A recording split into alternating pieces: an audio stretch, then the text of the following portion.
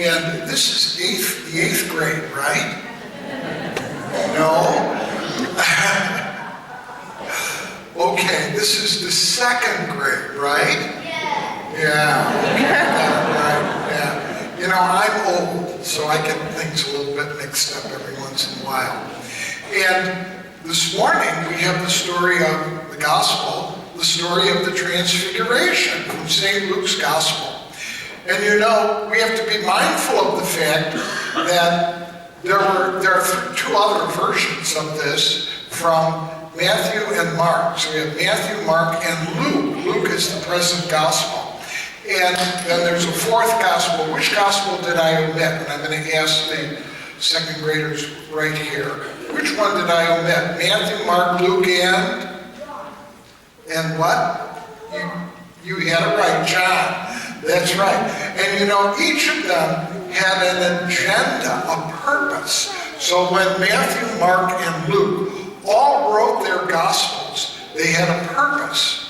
So St. Luke's purpose was, the selection this morning is from the Gospel of Luke, and his purpose was that we should be followers of Jesus. And just as he identifies with us, we should identify with him.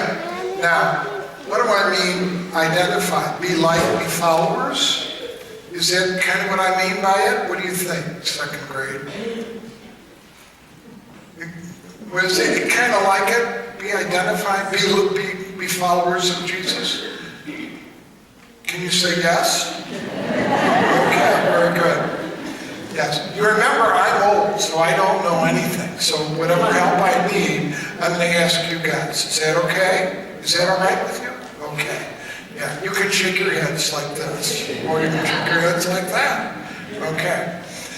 So we have to remember that this story of the Transfiguration is from Luke's Gospel. And Luke had a purpose, just like Matthew and Mark and John, as you said.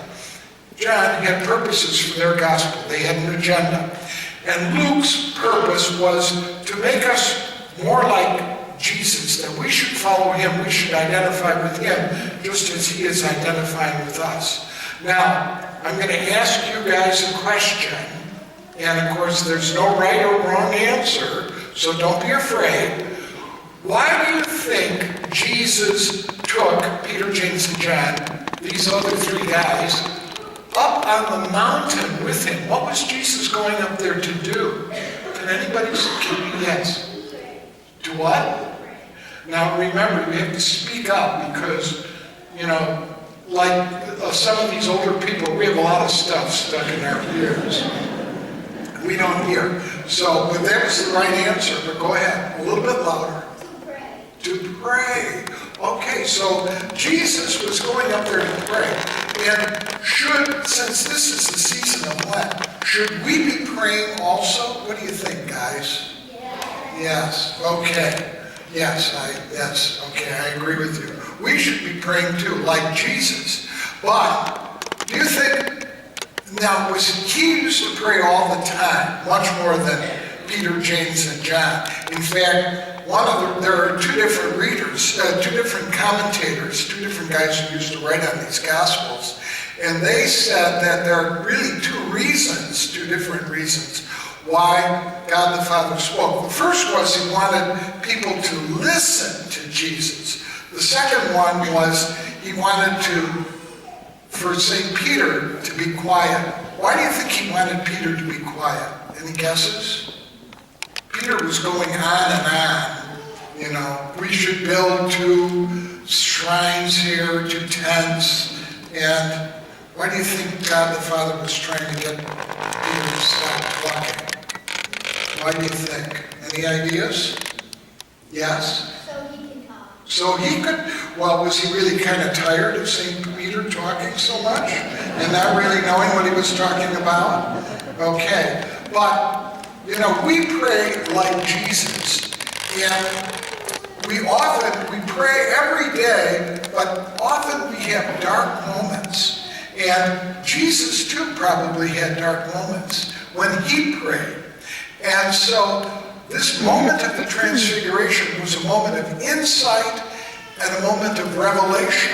And that happens very infrequently. And in fact, one of the great religious personalities of the last century, the 20th century, that's the century that I was born in, and I'm sure you guys were born in the 21st century, probably you were born about 2010 or so. When's your birthday? What year?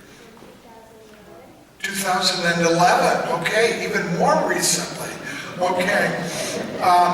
Well, one of the great personalities of the last century, the previous century, the 20th century, was Teresa of Calcutta. And she, whenever she prayed, she had to struggle with a darkness. And probably, this was a saint. And Jesus probably also, because he prayed often, would have dark moments like we would. And only once in a while would he have this insight that would be a revelation and would transfigure him.